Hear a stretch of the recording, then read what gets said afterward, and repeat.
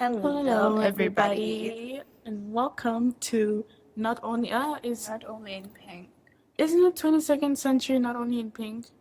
A few moments later. Okay, quick rundown. This is 22nd century girls, Not Only in Pink. not only in pink.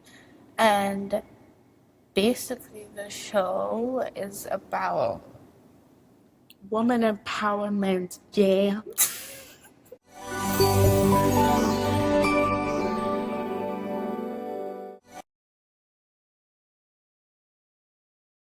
Wait, this is the final recording? Yes. No, just That's fine. Just go on. I don't think it can hear us. We're speaking can at such hear low us. volume. It's fine. I'll fix it in BandLab. On Thursday, it has to be posted this Tomorrow. tomorrow. Oh, Thursday. good job. Oh, Good Thursday job. is nice. Let me do Thursday. No.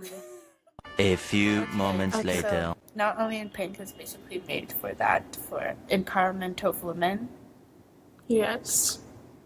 in a podcast form. Yeah, we basically like yeah. show things that girls they go through, and we also give like solutions on how you can, deal with it. And even if you don't know it yet, but you get to like discover that, oh, I maybe have insecurity issues. Oh no, maybe because I'm doing this, then it might mean that I have another issue and stuff like that. So we just get to help you. It's not to judge you. No, Yeah. we're not judging you because there's nothing for us to judge, anyways. Yeah. So that's Not Only in Pink. So today's topic is Comparison. yes. So it's basically based on the famous quote by Mark Twain and mostly known by Roosevelt, but it was originally said by Mark Twain. Both of them said it. It's not really a quote that we know where it comes from, but the original quote says, "Comparison is the death of joy." Roosevelt used to say it in the sense of comparison is the thief of joy. So basically kind of the same. So comparison is the thief of girlhood. So that's for me. Yeah, basically, that is basically what comparison is. Comparison can be found in many ways. It can be maybe you're comparing yourself to be less, like inferior to someone, or you might even compare yourself saying that I'm better than someone. They go in both ways, and there are many different forms. You can be comparing yourself to someone on social media, at school, in your workplace, or even in your family. And so comparison happens everywhere, not just like on social media, like many people say.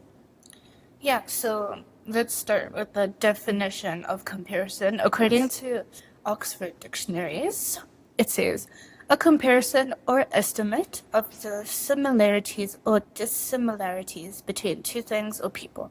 So basically, kind of what she said in the sense of you saying I'm better than someone, or in the sense of saying I'm less than someone. So it goes, as you said, both ways. It can be either positive or negative. Comparison is mostly seen in the negative form, in the sense of the bad form of saying, oh, I'm better than her, or in the sense of saying I'm less than her. That's the negative version of comparison. So in the age of social media, comparison is probably at its highest because I feel like the more we know about each other, because these days with social media, we're able to know more about other countries, other people, which leads us to know more. Like, for example, let's talk about 1,000 years ago, for example. The only people you'd know was maybe the people in your village, and maybe you could compare yourself to maybe the rich neighbor at most. But then I think in the age of social media, you kind of just you're able to compare yourself to anyone because you're able to see everyone and you're able to know different countries. So you're able to say, oh, well, my country is better or my country is less than that country. Comparison is at all-time high because of social media. Yeah, it's true what she just said. On social media, that's where you find most people comparing themselves because of a girl maybe posting herself in designers or in things that another girl cannot afford. And it's really damaging having to compare yourself to photos that you see online because number one, not always are they true. And you have to understand that also that girl might also be going through issues that you are not going through. And so she might as well also have things like, oh, I wish at least if I would go, so I would not go what I'm going through. And so, like, you have to understand that comparing yourself to someone on social media does bring heavy insecurities, because now you'll be like, why don't I have what this girl has? My life sucks because I don't have what she has. I don't do the things that she does. She goes out, she posts herself going to the cinema, going to the mall, going onto the beach, and I'm just stuck at home. And that is not okay, because as well you start to be sort of ungrateful for what you have, and you also start to lower your standards as well. Yeah. Okay, so I was just about to say that social media causes things like unhappiness, ingratitude, because as you said, then you'll be like, oh, I don't get to go to the movies every day. I don't get to go to a 5-star hotel every day. But seems like that girl goes to the 5-star hotels every day. So that type of ingratitude or unhappiness then starts from that, because then you're able to kind of compare yourself to someone better than you, or in the sense of the opposite, where you then say, I'm able to go to 5-star hotels all the time, and then you comparing yourself to lower people in a sense. You tell yourself you're like higher, because I get to go to cinemas every day. I go shopping sprees every day. So I think comparison in both ways can bring that unhappiness and gratitude in a sense. Because I'm not saying that be happy with the little you have always, but in the sense of be happy in the little you have. Sometimes you might not go to the movies every day, but maybe you have a happy family, for example. So those small things, then you have ingratitude. You're like, ugh, I only have a happy family. I don't get to go to the cinemas every day. So then that type of ingratitude, while that person that goes on shopping sprees every day wishes they had at least a happy family instead of shopping Yeah. sprees. Yeah. So I think that type of ingratitude kind of appears in a sense. Yeah.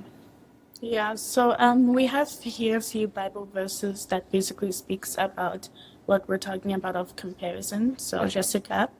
So basically, the habit of comparing yourself basically leads to feeling inferior or even superior, which is basically the topic we've been talking about. When you have the habit of comparing yourself, you start to put yourself higher, you start to put yourself lower. And the problem about comparison is when you have comparison issues, you actually experience both. Because, for example, one moment you might have a designer bag and you'll feel the top of the world. Next moment, your friend gets the newest designer bag that you feel like the bottom of the world now. So that habit leads to things like that, because you feel both in a sense. So the first Bible verse is in Proverbs 14:13. So it says, a sound heart is life to the body, but envy is rottenness to the bones. So basically, comparison kind of starts envy, because comparison gives birth to envy. Because when you have comparison issues, like you find somebody better than you, then you're going to start having envy, because you're going to say, I want that too. So envy starts from there. What do you think? Okay, yeah, definitely I agree with that, what you just said, that comparison does give birth to envy, because when you're comparing yourself, you're like, oh, why don't I have what she has, or vice versa. And when now envy is more of, so I need to have what she has, like you become jealous to the point where it can go to extreme if not helped. And so definitely envy isn't something that us females should be having amongst each other, because when you're envious of someone, you might even wish for something terrible against the person just because they have what you don't have, or just because you feel like you're better than everyone to get together. Okay, so the next Bible verse is then 2 Corinthians 10:12. So it says, for we dare not class ourselves or compare ourselves with those who commend themselves, but they, measuring themselves by themselves and comparing themselves among themselves, are not wise. So as confusing as that is, the verse basically talks about people who compare themselves to others, in a sense, and saying that it's not wise to do so, because when you have people who compare themselves to others, then they're not wise at all, because then when you kind of consider your worth based on other people, it ends up becoming things like, if that person has more, I'm less. If that person has less, I'm more. And that's not wise, whether in the sense of Christianity or in the sense of just moral values. So it's important that we don't put our value in things around us, in a sense. That's basically the point of the Bible verse. So the third Bible verse is now Galatians 1:10, and that says, "For do I now persuade men or God? Or do I seek to please men? For if I still pleased men, I would not be a bondservant of Christ." So I'm going to leave. Yeah, just say that something. is actually true, because now when you also compare yourself, you start people pleasing. You basically start now wanting to please men so that you can live up to the standard of the person that you are comparing yourself to. Basically, if you want as well people to also compare themselves to you, so you start doing what pleases other people, doing what makes people be like, oh wow, I wish I had her life, oh wow, I wish I had what she had.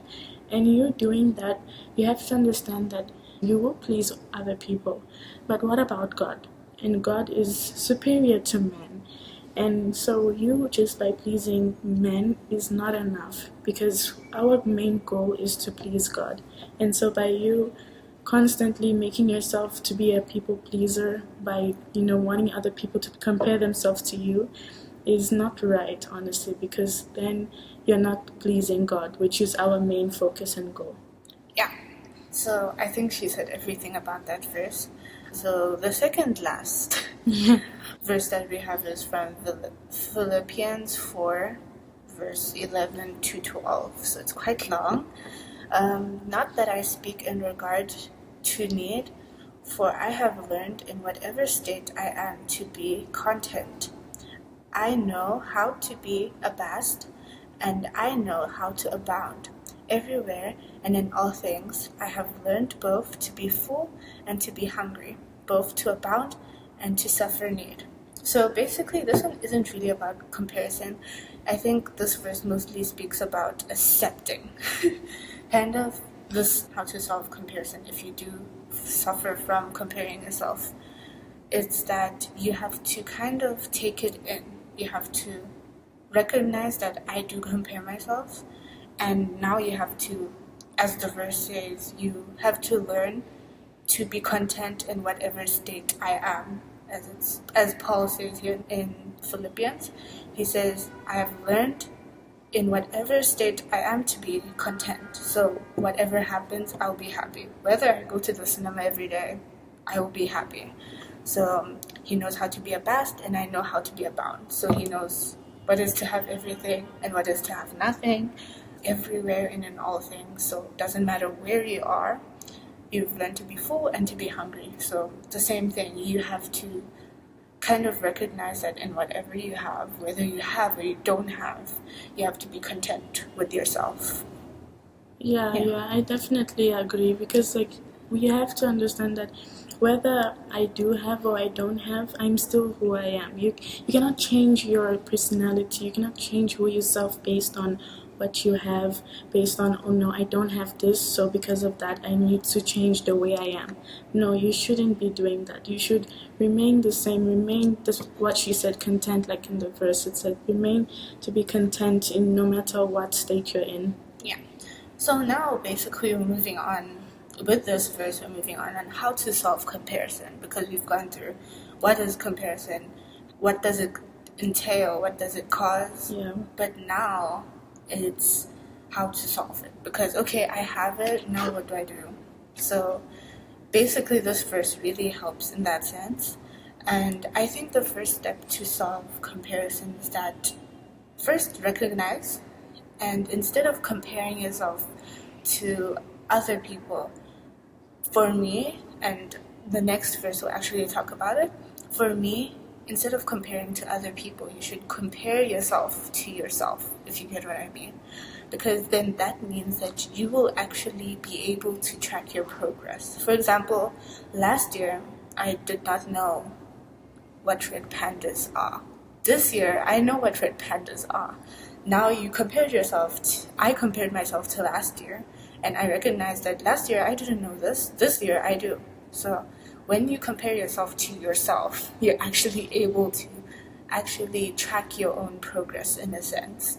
So our last verse of today is actually back in Galatians. It's 6 verse 4. So it says, "But let each one examine his own work, and then he will have rejoicing in himself alone and not in another." So it was kind of connected to what I said in a sense. Let you examine your own work, and that's only when can you actually rejoice, because now, oh, last year I didn't know that. This year I know that. So now you actually get happy in a sense when you compare yourself to yourself in a sense. Yeah. It's way better. It definitely is way better for you to compare yourself to yourself, because now you're focusing on yourself. You're no longer focusing on other people. So doing that, it really lowers your insecurity. It lowers how, these things of you constantly comparing yourself to others. So it's way better that you compare yourself to yourself rather than to others, or else you'll be losing focus on your goals. You'll be losing on focus on your work or in many other things that you are hoping to achieve because of constantly focusing on someone else. So just like in this verse, it says, examine yourself, basically. Compare yourself to yourself rather than to others. Yeah. And what if it's the opposite? What if last year was bad, and how can I compare myself to something that was bad? Or what if I'm doing worse now? Last year was nice. This year is terrible. So how do I compare myself now? So in that sense, at least you're not comparing yourself to another person. You know the reality of what happened now. For example, last year you had a lot of money, you had a lot of clothes, for example. This year you're not having as much, you're not going out that much. So how do you compare yourself to yourself? So in that sense, then now you have to actually recognize it in a sense, and now you're able to say, okay, what changed from last year to this year? What can I do to make this year not like last year, but in a sense, how can I make this year better than how it is now? For it not to be, last year was better than this year, so what do I do now? So now you're able to recognize last year was bad because of that, or last year was good because of that. How can I solve this year? How can I make this year nice? Or how can I make this year better for myself, in a sense? Yeah, what do you have anything else? Yeah, definitely what she said, basically everything that she just said. Yeah, I definitely agree. Yeah, you really need to be solving this issue of comparison. You shouldn't just accept that, okay, I compare myself, so what? You really need to try and solve this before it ends up breaking you, because the damage can be really terrible to the point where it can go to extremes. So definitely you need to solve this issue, reflect on everything that was said, and yeah, just do that. Yeah, so I think what I can leave you with is what the difference between making sure you know the difference between the healthy comparison and unhealthy comparison. Unhealthy comparison is usually harmful in a sense. You will not feel good about yourself. Healthy comparison is something that, yes, you will feel bad. For example, you didn't get top of your class this year. It's a comparison because somebody got better than you. But because of that comparison, you'll be able to strive higher. You're going to be like, oh, from now on, I'm going to do better. So there is a very big difference between healthy comparison and unhealthy comparison. So it's important to see what in your life is a healthy comparison or what is an unhealthy comparison. Yeah, definitely you should know that, because definitely with the unhealthy one, it will push you to doing things that are gonna definitely harm you, whereas the good one will motivate you. Yeah. So you can then read our article on Substack. It should already be out by now. So you can read the article on Substack, which will be basically on the same topic, but not repeating what we said. So you can check it out for something you want to read, or we're going to be more in depth since it's writing. So Thank you for your time. Yeah, make sure that you please like this audio, this podcast, subscribe. You can share it to someone, to your friends, or to any female, or even, I don't know, male as well, if you want to as well share to them, to anyone that you know. Make sure to comment on what else you want us to explore or to talk about, or your feedback on how this audio went. Yeah. Yeah, so thank you. Yeah, that was it for first podcast audio episode. Yeah. Yay! Thank you so much for listening. Thank you for your time.